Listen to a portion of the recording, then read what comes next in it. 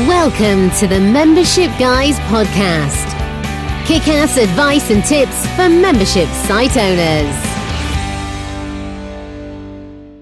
This is Mike Morrison back once again with another episode of the Membership Guys podcast.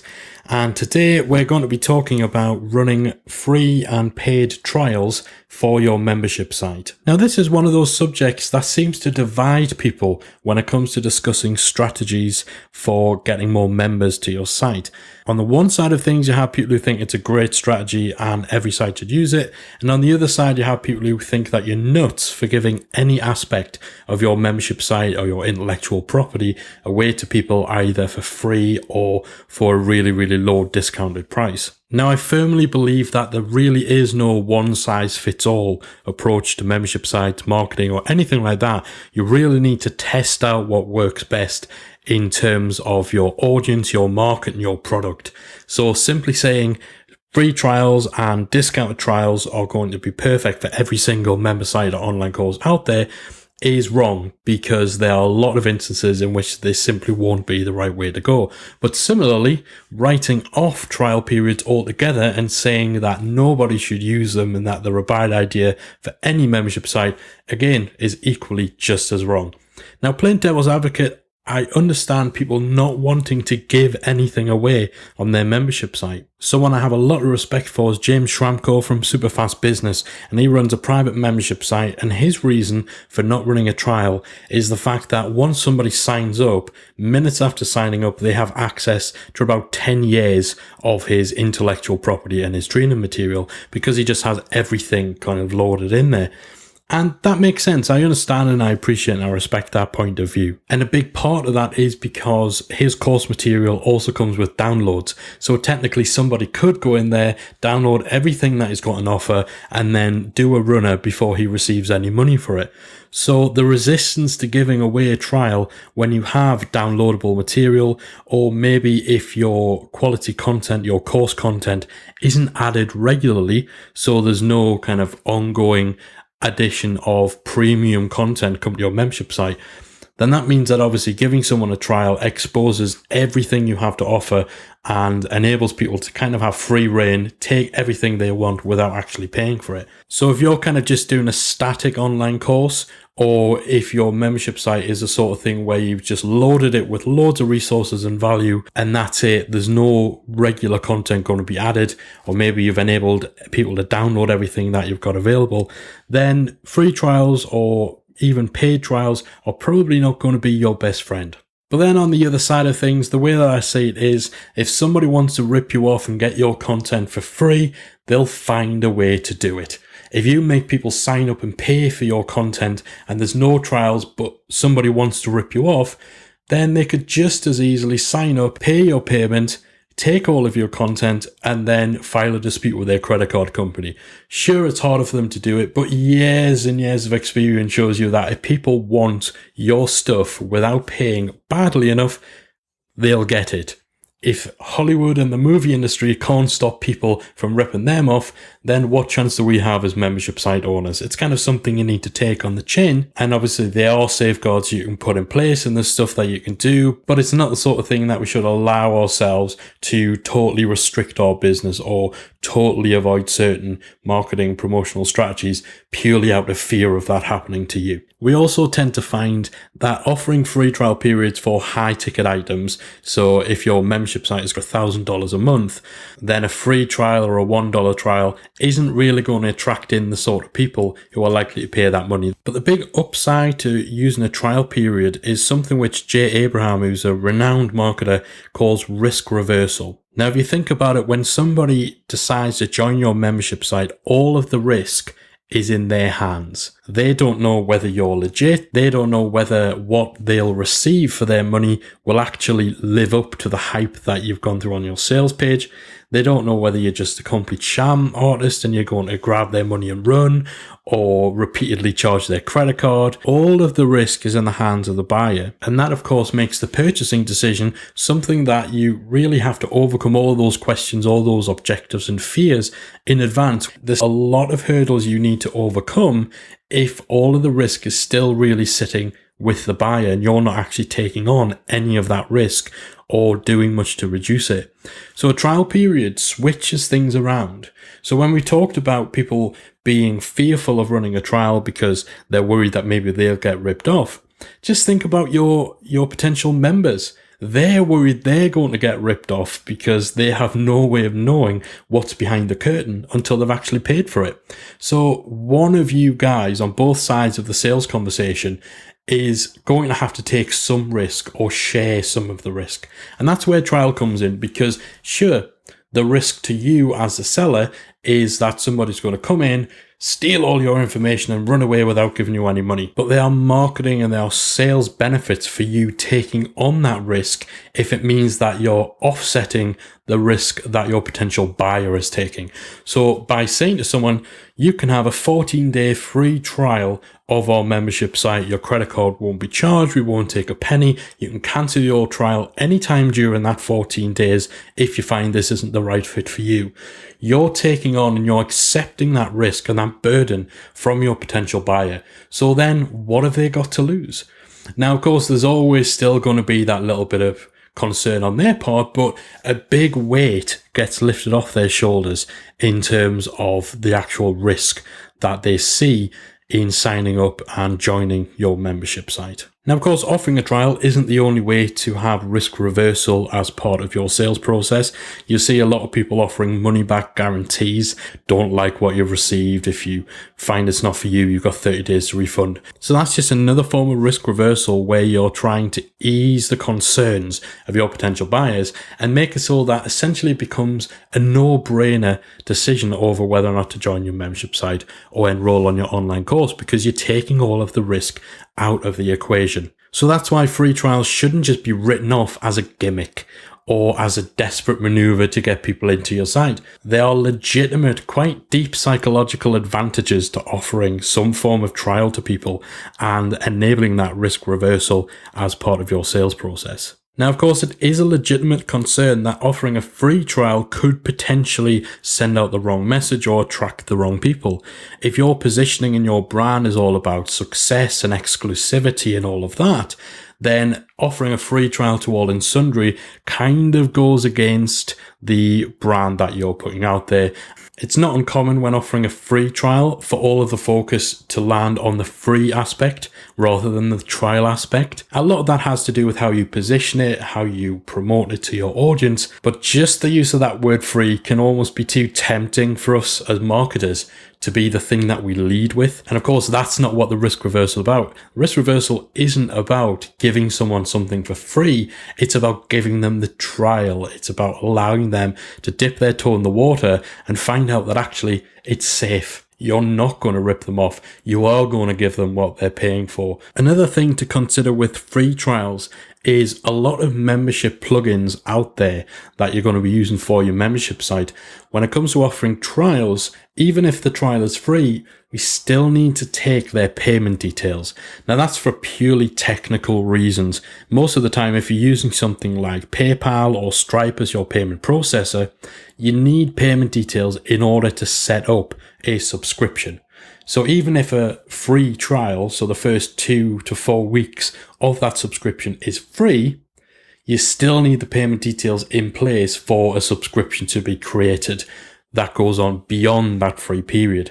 And that can cause a little bit of confusion on the part of your customers, because if they go to sign up for your free trial, but you're asking for credit card details, that could actually work against you, because they're going to wonder, well, if it's free, why do they need my payment information? Something fishy may be going on here. Again, that's something you can overcome simply by, you can actually answer that question, put frequently asked questions section on your checkout and show that that's why you're doing it. But it is a little bump that you do need to be aware of but it is just a little bit of a bump that you need to be aware of and need to account for when it comes to the copy that you use on your checkout pages. A great solution to that, which is becoming increasingly popular, is to offer a $1 trial rather than a free trial. And it gives you the justification to take somebody's payment details. And in many ways, that's a lot better for you, because that person's debit or credit card or PayPal account is going to be charged from day one for that $1. So you kind of get that verification that their card details are legit, that they haven't just entered a dodgy card number. Now, if you're offering a free trial and then at the end of the 14 days or the 30 days or however long it is, their card goes to be charged and actually it's a bit of a duff card, then there's nothing you can really do about it there. Whereas at least with a $1 trial, you're not only giving people a reason why you're asking for their card details and their payment details up front, but you also have a chance of actually making sure that the details they're providing are correct, that they work, and that you're going to be more likely to have no problems when it comes to actually processing their membership payment at the end of their trial. Now, if you're thinking of offering a trial, whether it's free or whether it's $1, $2, $5, however much, then you're probably going to want to test what works best. Because again, there's no one size fits all answer. There's no consistent result that you're going to get right across the industry and for your particular market. It's a safe assumption that a free trial is going to have a broader appeal than a $1 trial. But of course, you do need to consider who that free trial is appealing to. And again, this comes to your messaging and your positioning and whether or not you're focusing on the free element. And it might also be assumed that the people who are signing up for the $1 trial have a greater chance of continuing on to being fully paid members, because even though it's only $1, the fact that they're making a payment and they're taking that action of paying money and transacting with you in exchange for membership to your site is more of a buying indicator than somebody taking on a free trial. Someone takes a free trial, they're giving it a test run, they're taking it out on the town, they're seeing whether they like it. Someone takes a $1 trial, they're paying you. They're doing business with you. They become a customer. Even though it's just $1, sometimes that distinction can be enough to change the frame of the conversation that's going on a commercial level between you and the customer. Now, that's not always the case. We actually had quite a large membership site client where we tested this. We tested free trials versus $1 trials on the assumption that we'd get more signups for free, but the trial retention would be higher for $1. And as it turned out, we got more signups for free and the trial retention was higher for the free customers. So that's something we test on a regular basis just to make sure that, that stays consistent. And of course, we're mindful of how we promote and, how we position that free trial. But again, it just highlights why it's a good idea to actually test this stuff out for your own audience, because what works for one site will be completely different to what works for another. Now, if you're still resistant to the idea of running a trial, if you still don't think that it's something you want to do or it's too much risk for you, then there's a couple of other things that you could do. You could do special trial weekends. So rather than just having a standing trial that's out there for anyone to come along and take advantage of, you can do it where actually you offer a trial for one weekend only. This gives everything more of a special event kind of feel. And of course, there's still aspects of risk on your side that you can have to take on. But if you're limiting this to just a specific weekend or a specific time period, then you've got probably a bit more control over the message, the promotion and the running of that.